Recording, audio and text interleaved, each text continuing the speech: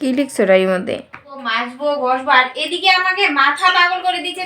ছিল আমার জেঠিমা মারা গিয়েছিল।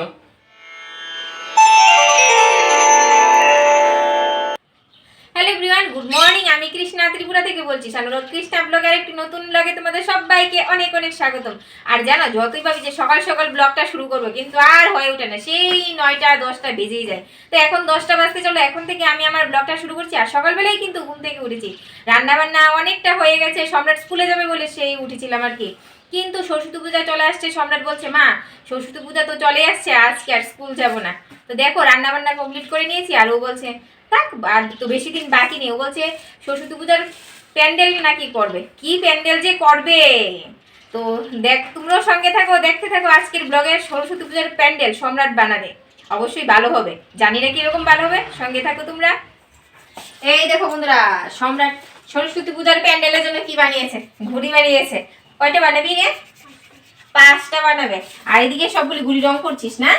এই দেখো, এদিকে করেছে না, কাগজে রং করে তারপর গুড়ি বানাচ্ছে আর কি, আঠা দিয়ে। এই দেখো, এদিকে একটা করেছে সবুজ গুড়ি। সবুজ মানে বানিয়েছে না, শুধু রং করে রেখে দিয়েছে, শুকালে তারপর করবে। আর সম্রাটের বাবা গুড়ির কাঠিগুলো বানিয়ে দিয়েছে, বিছানা সব কাগজপত্র একাকার করে দিয়েছে। খাওয়া দাওয়া করিনি, সকাল থেকে ম্যাম এসেছিল, তারপর শুরু করে দিয়েছে। আর এইগুলিকে কি বলে, লড়ি না লড়? লড়ি। এক এক করে সব বানিয়ে নিচ্ছে। আজকে রেডি করছে, কালকে বানাবে প্যান্ডেল। না রে বাবা, কালকে প্যান্ডেলে লাগাবে আর কি, সরস্বতী পুজোর প্যান্ডেল। তো বন্ধুরা, রান্নাঘরে চলে এসেছি। আর এখন ভাত খাবার পালা। 10টা 10টা 15 বেজে গেছে। আর কি রান্না করেছি এই দেখে নাও। এটা করেছি মসুর ডাল দিয়ে আলু দিয়ে একটা নিরামিষ তরকারি করেছি, ডালের বড়ার তরকারি। আর এটা হচ্ছে পেঁয়াজ কলি আলু ভাজা। মার খাওয়া হয়ে গেছে, এটা মা আর আমি খাবো, আর ওরা খেতে চাই না। আর রয়েছে ডিম সিদ্ধ, কালকের ডাল ছিল ওটা শুকিয়ে নিয়েছি। আর মাছ, কই মাছ, এগুলি খাবার পর তারপর রান্না করবো আর কি, আলু দিয়ে একটা ঝোল। এখন খাওয়া দাওয়ার পালা। আর সম্রাট বলছে এখন খাবে না, আমরা খেয়ে নেব। মনে করেছিলাম ঘরে ভাত খাবো, কিন্তু বাইরে নিয়ে আসলাম। আর বাইরে রোদের মধ্যে কিন্তু ভালোই লাগছে। আর নিয়েছি পেঁয়াজ কলি আলু ভাজা আর ওই ডালের বড়ার তরকারি। তো খেয়ে দিয়ে তারপর আজকে কিন্তু অনেক কাজ বসে রয়েছে, আমার জন্য অপেক্ষা করছে কাজগুলি। খাওয়া দাওয়া করে তারপর কাজে লেগে পড়বো। আর আজকে বেশিক্ষণ বসবো না, বসে থাকলে আলিস্য একবার যদি পেয়ে যায় আর শেষ, ছাড়তে চাইবে না।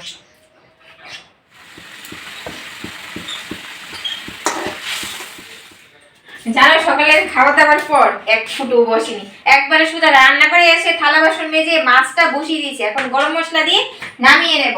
আর সকালে খেয়েছি, কিন্তু খাবারটা না আমার কাছে একদমই ভালো লাগছিল না, কিরকম মুখটা হয়ে গেছে।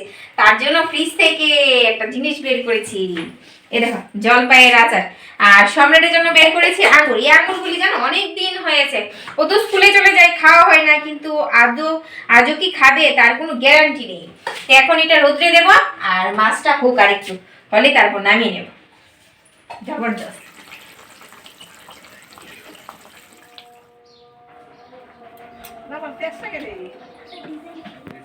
এটা ডিজাইন এইরকম।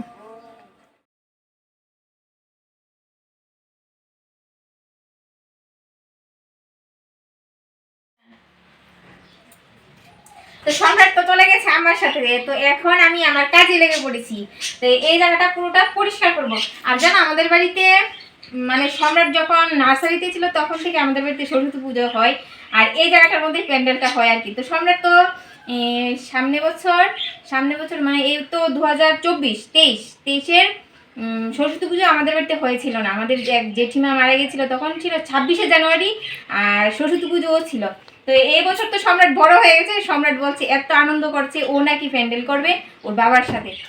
এই আলমারিটাকে এখানে নিতে হবে, আর এই জায়গাটার মধ্যে হবে সরস্বতী মার পুজো। আর আমি যখন ছোট ছিলাম, ছোট থেকেই এখানে প্যান্ডেল করা হতো। তারপর পড়াশোনা শেষ করলাম, তারপরে তো আর পুজো হলো না। তখন সম্রাট যখন হাতে করি দেওয়া শিখলো, তখন থেকে পুজো স্টার্ট করলো আমাদের বাড়িতে। কিন্তু সামনে বছর গেছে বছর আর কি 2023-এ আর পুজো হয়নি, কারণ আমাদের বাড়িতে ওষুধ ছিল, আমার জেঠিমা মারা গিয়েছিল। আর এর আগের বছর হয়েছিল 2022-এ, তখন সম্রাট ক্লাস 2-তে পড়তো, তখন অনেকটাই ছোট ছিল। কিন্তু এখন বড় হয়েছে, এখন ও বলছে নিজের হাতে এই জায়গাটা সাজাবে। তো আজকে হচ্ছে 12 তারিখ, কালকে 13 তারিখ। আজকে এই জায়গাটা পরিষ্কার করে রাখবো, কালকে মূর্তি আনবো, আর সম্রাটের সাথে প্যান্ডেলটা করে নেব, মার প্যান্ডেলটা। আর সম্রাট গেছে মার সাথে, ওর আম্মার সাথে গেল। নাকি কি কেনাকাটা করবে এটা সাজানোর জন্য? চলো আমরা পরিষ্কার করে নিই।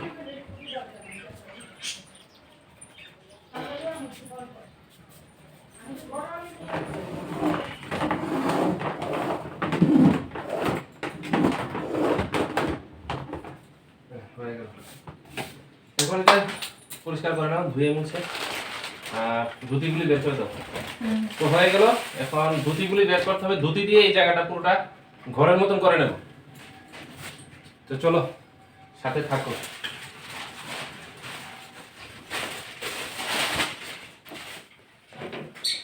কাজ করতে করতে এখন যেন কয়টা বাজে, এখন বাজে আড়াইটে বেজে গেছে।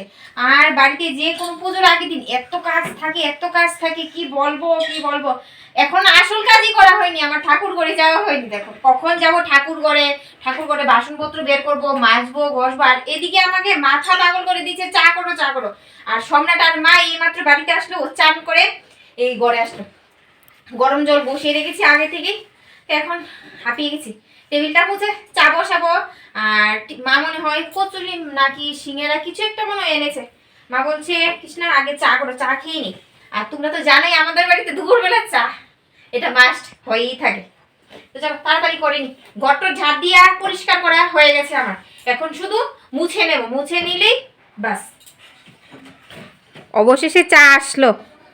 হ্যাঁ, আর সম্রাট আর মা নিয়ে আসলো নিরামিষ চপ, মিষ্টির দোকানের চপ। তো দুপুরের লাঞ্চ এটাই হয়ে যাবে। আর টুকটাক বাজার করে নিয়ে আসলো, মেইন বাজার কালকে যে মূর্তি আনা, যজ্ঞের কাঠ, এগুলি আর যাবতীয় মুদি দোকানের বাজার টাজার সেগুলি আমি করব কালকে। আজকে কৃষ্ণার সাথে বাড়িতে থেকে এগুলি পরিষ্কার পরিচ্ছন্নতা করছি। এগুলি এখান থেকে ওখানে নেওয়া জিনিসপত্র, ওগুলি কৃষ্ণা পারবে না সবটা, তো আমার করতে হবে কারণ কৃষ্ণার শক্তি নেই। তো চলো চাটা খেয়ে নিই, চা চপটা খেয়ে তারপর আসছি। আর সম্রাট দেখো কি কিনে নিয়ে এসেছে, এটা কি রে? স্পিনার। কি করে খেলে এইভাবে? আরে সুন্দর তো, না ঘুরে তো, এই দেখো। দারুণ। আর সম্রাট বাবুর চান হয়ে গেছে। হ্যাঁ, খাও। আর এই দেখো আমি চা খাবো না, কিন্তু চপ খাবো শুধু। কে নাও।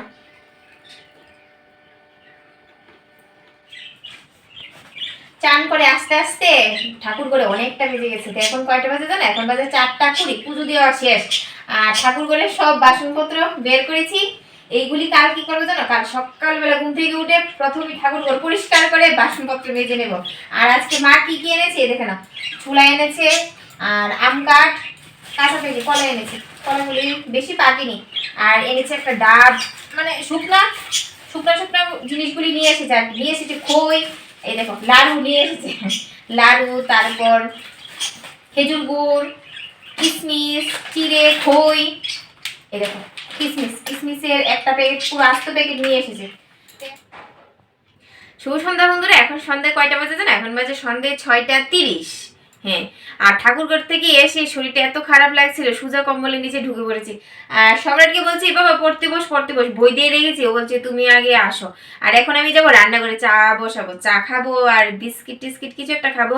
এখন না খিদে পেয়ে যায়। দুপুরবেলা আর কিছু খাওয়া হয়নি, ওই সব দুপুরবেলা কি চপ খেয়েছিলাম, সেটাই আর কি। যাবি না, পড়তে বসবি না? দেখছো আমার অপেক্ষায় বসে থাকে সব আলিশের দল। এই আলিশ্য কে জানো? এ কম্বলের নিচে ঢুকে পড়লে আর বের হতে চাই না। আমি এতক্ষণ কম্বলের নিচেই ছিলাম। তো চলো রান্নাঘরে যাই, চা বসাই, চা করি।